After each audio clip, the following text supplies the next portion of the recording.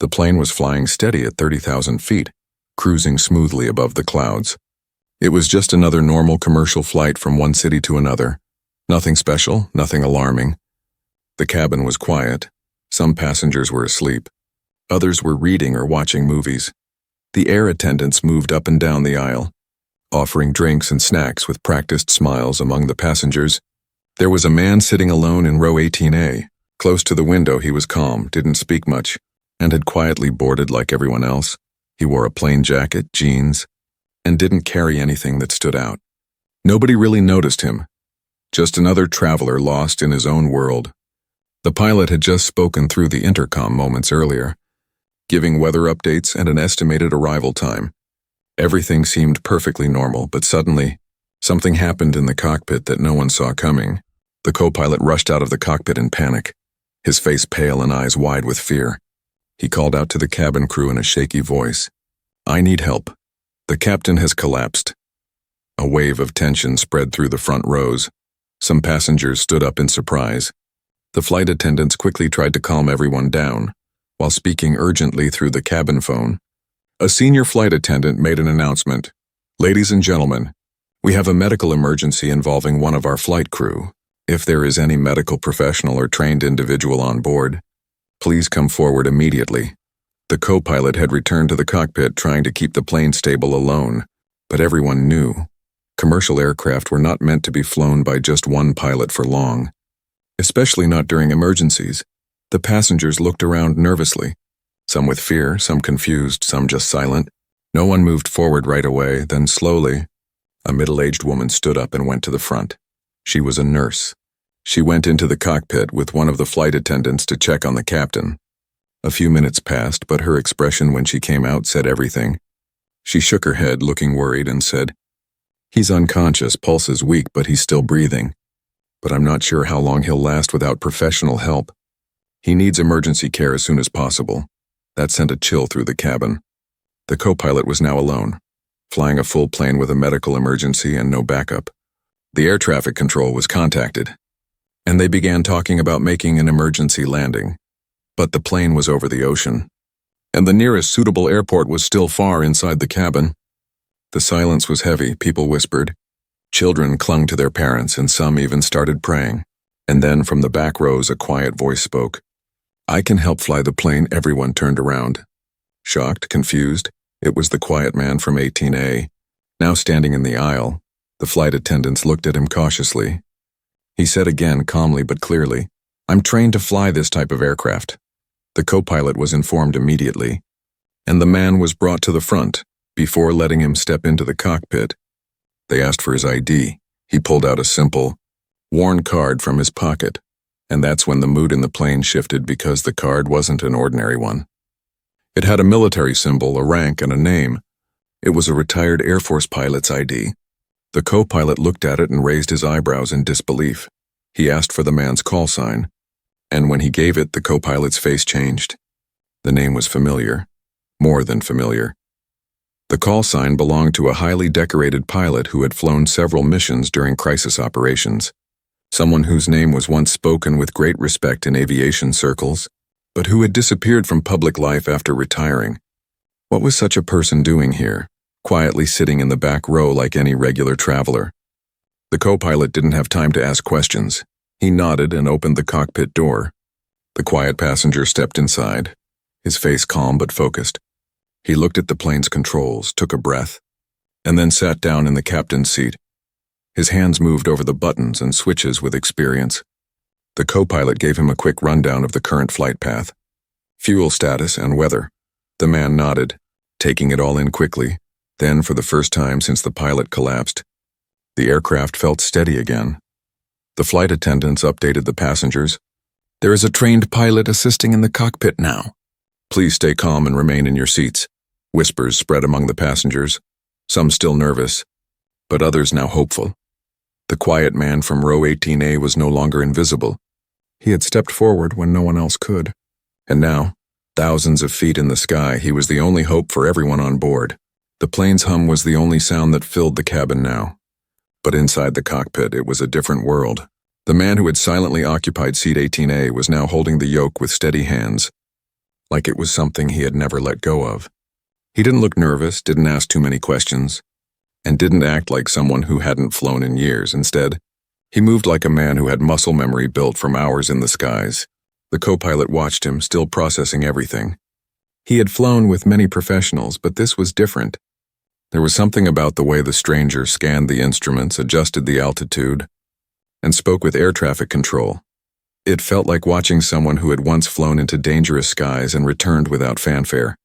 Leveling at 29,000. Heading 240, the man said into the headset, his voice calm and low. The ground controller's response came after a brief pause. Confirming, sir. May I ask who's flying the aircraft? The man gave his call sign, a name not spoken often anymore but still known in certain aviation circles. The person on the other side went silent for a moment before responding with surprising respect in their voice. Understood, sir. We'll do everything we can to support. Diverting traffic from your path. Back in the cabin, the tension hadn't completely gone away. People were holding onto armrests, sharing quiet glances, and checking their watches every few minutes. Some tried to guess what was happening in the cockpit, but no one really knew.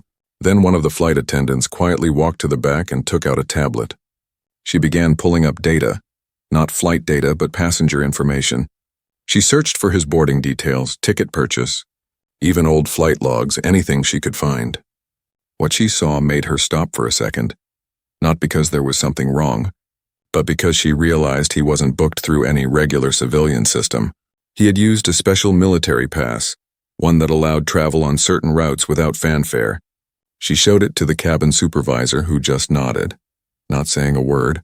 Meanwhile, in the cockpit, the co-pilot asked gently, "You haven't flown commercial in a long time, have you?"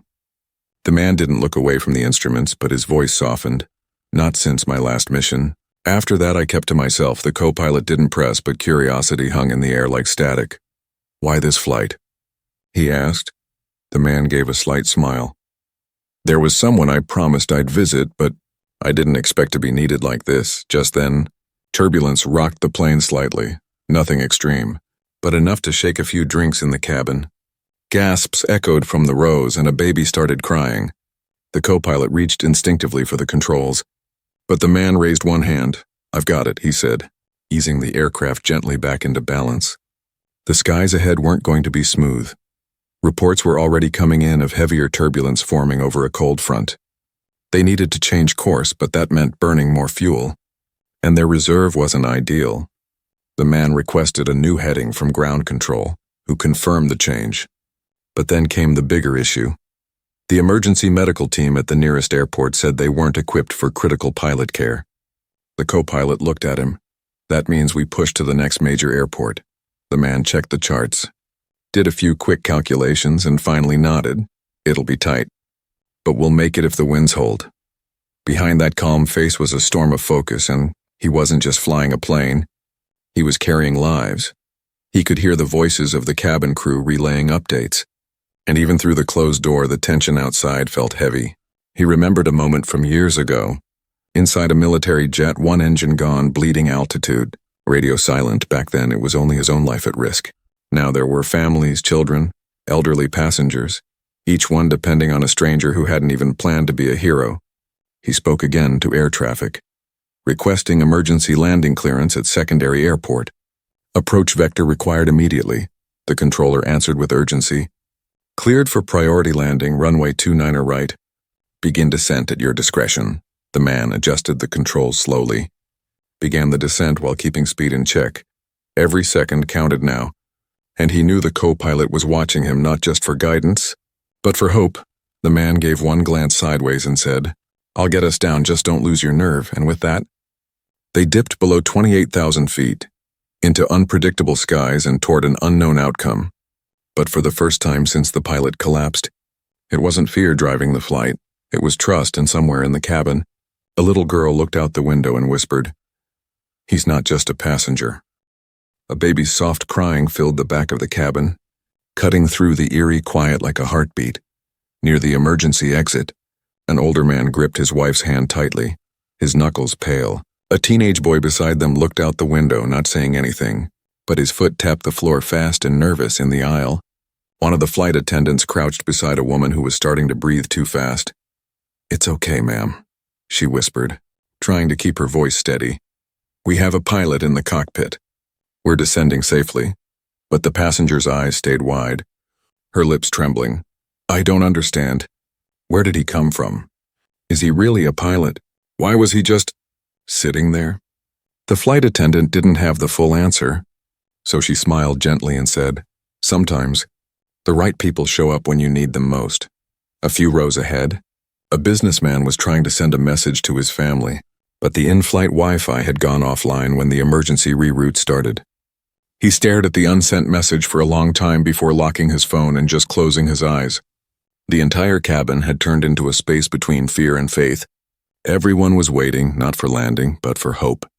Meanwhile, in the cockpit, the man from 18A scanned the skies ahead, the radar showing patches of turbulence and rising winds. He adjusted the trim, his fingers smooth and confident, the way a pianist might play after years away from the keys. The co-pilot was quiet now, focused, but no longer tense. "You still remember the controls better than I do," he finally said with a weak laugh. The man gave a small nod but didn't respond. He wasn't here to impress anyone, only to land this plane.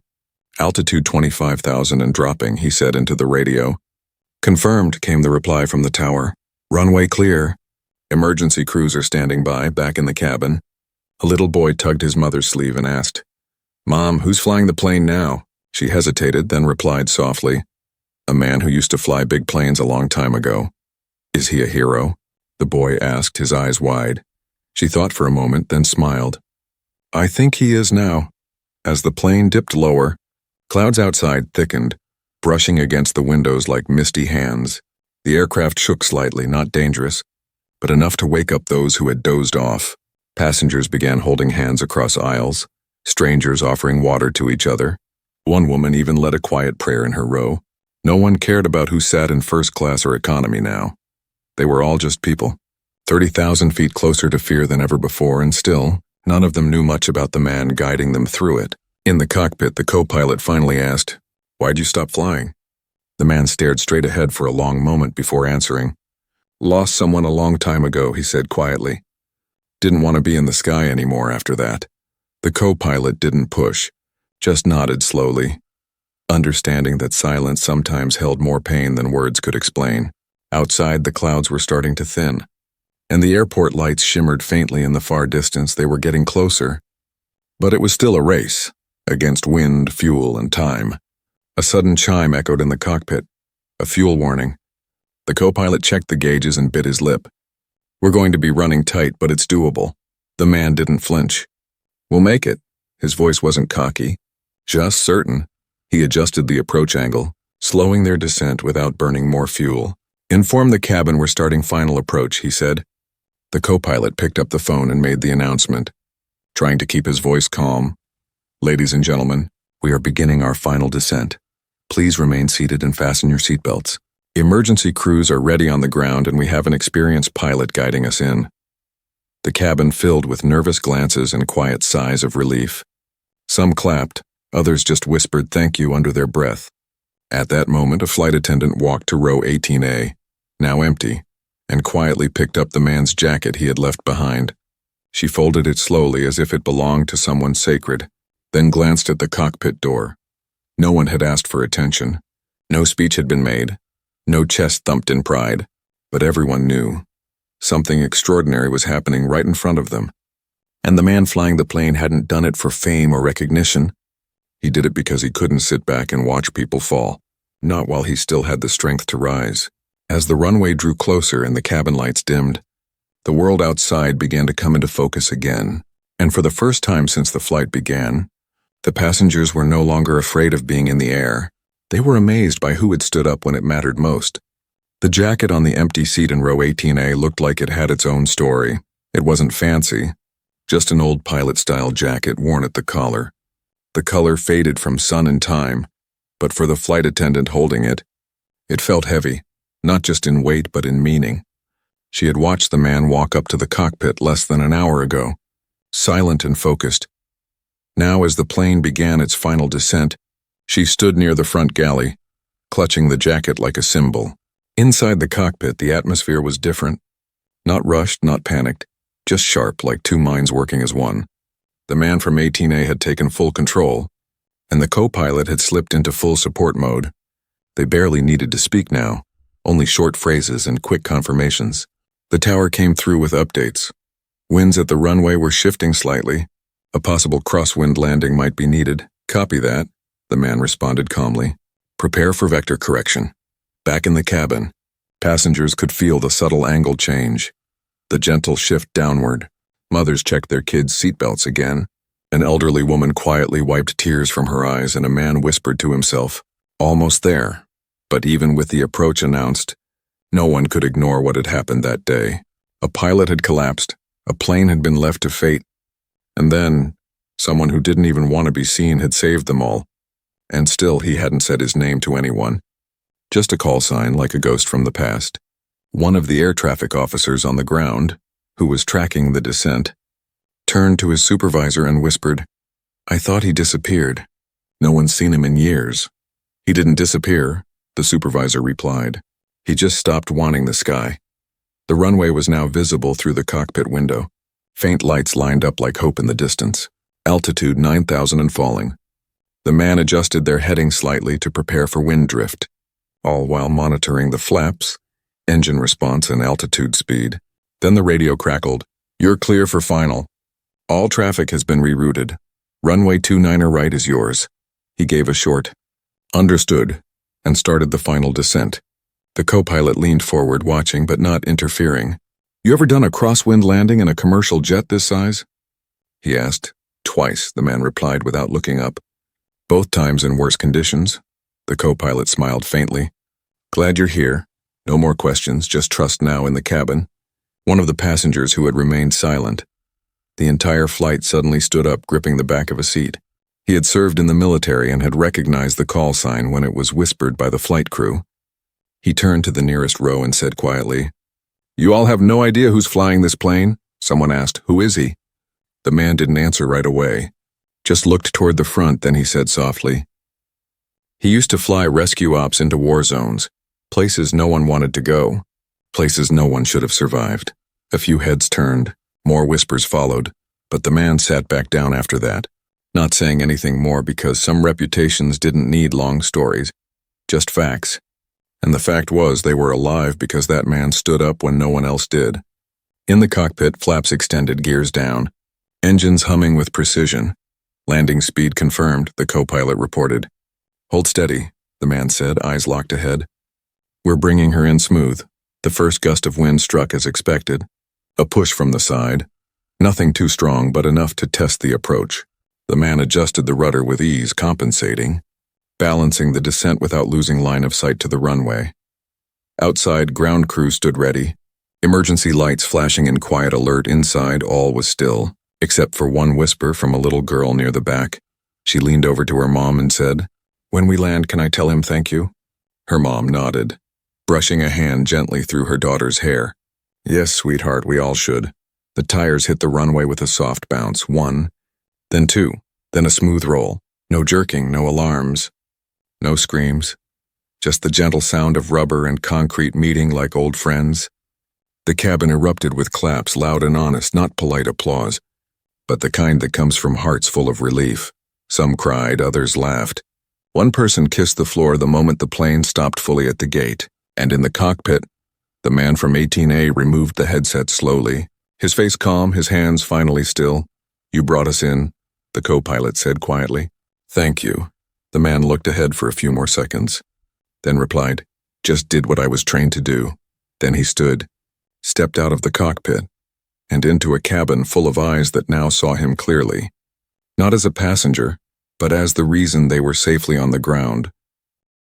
He didn't expect applause. In fact, when he stepped out of the cockpit, he didn't expect anything at all. But the moment the passengers saw him, that quiet man from row 18A, the cabin filled with the sound of clapping. It wasn't forced or dramatic. It was real. It came from parents who had held their children tighter during the descent, from elders who thought they might never see the ground again, from people who were too afraid to speak but now couldn't hold back their gratitude. He froze for a second in the doorway, unsure of what to do. Then, like something automatic, he gave a slow nod, not smiling, not speaking, just acknowledging. The flight attendants were lined near the front galley, some with tears in their eyes, others just staring, stunned. They had worked flights for years, seen delays, turbulence, even medical events, but never this. One of them stepped forward, offering him a water bottle with both hands like it was something sacred. He took it gently, gave a small thank you, and looked over the rows of faces he had once sat behind silently. "Never thinking he'd be seen, sir. What's your name?" Someone called out from the middle rows. He didn't answer right away, just looked down at the bottle in his hand, then at the floor. Before he could reply, a little girl slipped out from her seat and ran down the aisle, stopping right in front of him. She had big, curious eyes and held out a small paper cup filled with orange juice. "This is for you," she said. "My dad says you saved the plane." The man bent down slightly, smiled softly, and took the cup. "Thank you," he whispered. "You're very brave." Then he looked up again, slowly straightened his back, and answered the earlier question. "My name doesn't matter. But my call sign was Hawk." There were murmurs, a few gasps, and some people had heard of that name, and in one of the back rows, an older man pulled out his phone and searched it quietly. When he found the matching articles, his hand shook slightly. He passed the phone to the woman next to him, and soon a few more passengers saw the screen. Decorated Air Force pilot missing from public life since rescue mission in '09. It showed a faded photo. Same eyes, same face, only younger, wearing a flight suit and a grim expression. In that moment, he wasn't just a man who helped. He was someone who had been through things most people couldn't imagine and had walked away. Not for glory, but to live quietly. The co-pilot stepped out too. Joining him near the front. "I'll handle the press," he whispered to him. "You don't have to speak to anyone if you don't want to." But before the man could reply, the aircraft door opened. Fresh air rushed in, along with blinking red lights from the tarmac. Emergency crews waited outside, not for the passengers, but for the original captain still lying unconscious in the cockpit. 2 medics climbed aboard, rushing straight to the flight deck with their equipment. The man stepped aside, letting them pass, his eyes following them for a second before looking away. He had done his part, now it was up to others to do theirs. But just as he was about to quietly step off the plane, slipping away like smoke, the airline's senior operations officer came aboard. They shook hands firmly, and the officer spoke just loud enough for nearby passengers to hear. "We've already spoken with air traffic," he said. "They've confirmed everything, and we want to thank you officially." The man just replied, "No need, I'm not looking for thanks." Still, the officer handed him a folded piece of paper. "It's not about recognition," he said. "It's about remembering that people like you still exist." The man tucked the paper into his jacket, nodded once more, and turned to leave. But before he could, something unexpected happened. The passengers, all of them, stood, row by row, silently. No applause this time, just respect. A quiet salute from people who didn't know anything about flight paths or cockpit controls, but who understood courage when they saw it. He walked down the aisle between them, head lowered slightly. No selfies, no handshakes, no dramatic music. Just footsteps, soft and steady, and of a man walking back into the world. He stepped off the plane and disappeared into the evening light. No camera following him. Only the sound of gratitude that would echo long after the wheels of Flight 739 touched down on that runway. He didn't wait for anyone. The moment his feet touched the ground, he walked across the tarmac with slow, steady steps, no security detail, no escort. Just the soft crunch of gravel under his shoes and the cool breeze of dusk wrapping around his jacket. He blended into the crowd of ground crew and airport workers like he was just another technician heading to his shift. By the time the passengers began to disembark, he was gone. Some thought he'd stayed behind. Others thought he was taken somewhere for a statement. But the truth was simpler. He didn't want the attention. Not even a ride. He walked straight out of the service gate, past the cargo trucks, down a quiet service road, and vanished into the city shadows. That night, news started to break. At first, it was just a few posts. Passengers sharing shaky videos of the landing. People tweeting about a mystery pilot in row 18A. One photo started to spread fast. The back of his head, just as he stepped out of the cockpit. A little girl handing him orange juice. The caption read, "The man who saved us never told us his name." By morning, the story had caught fire. News stations tried to track down passenger lists. Military blogs picked up on the call sign Hawk, and aviation forums lit up with speculation. Some thought it was a hoax, others believed it was staged. But then someone from the control tower posted an internal memo, cleared for public release, confirming that a former decorated military pilot had taken over mid-flight after the captain collapsed. The public reaction was immediate and intense. Radio shows talked about it for hours.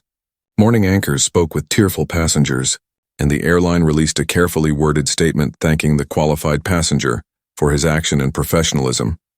But no one could find him. Not the press, not the airline, not even the military. A few veteran pilots came forward, saying they had trained with someone named Hawk years ago. They said he was one of the best, calm under pressure, fearless, always last to leave during rescue operations. But after one mission overseas, he disappeared. No one heard from him again, one of them said on camera. Until now, as days passed, the mystery only grew. TV networks played soft music under interviews, calling him the ghost in 18A.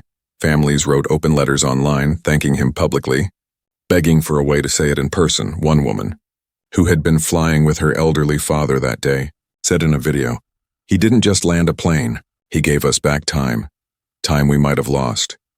But even as the world searched for him, the man stayed hidden.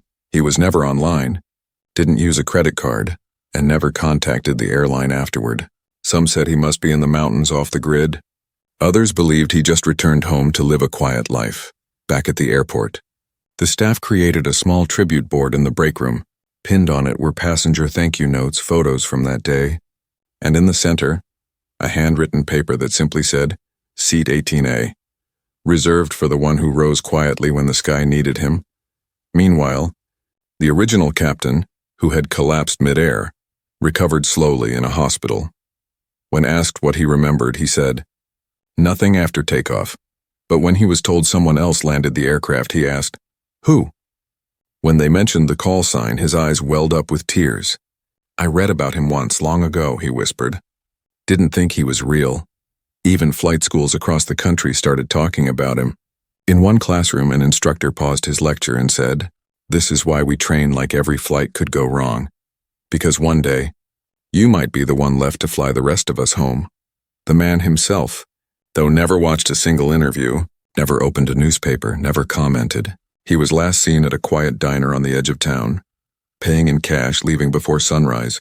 The waitress said he ordered black coffee and toast, sat by the window and tipped generously, but didn't speak much except one line just before he left.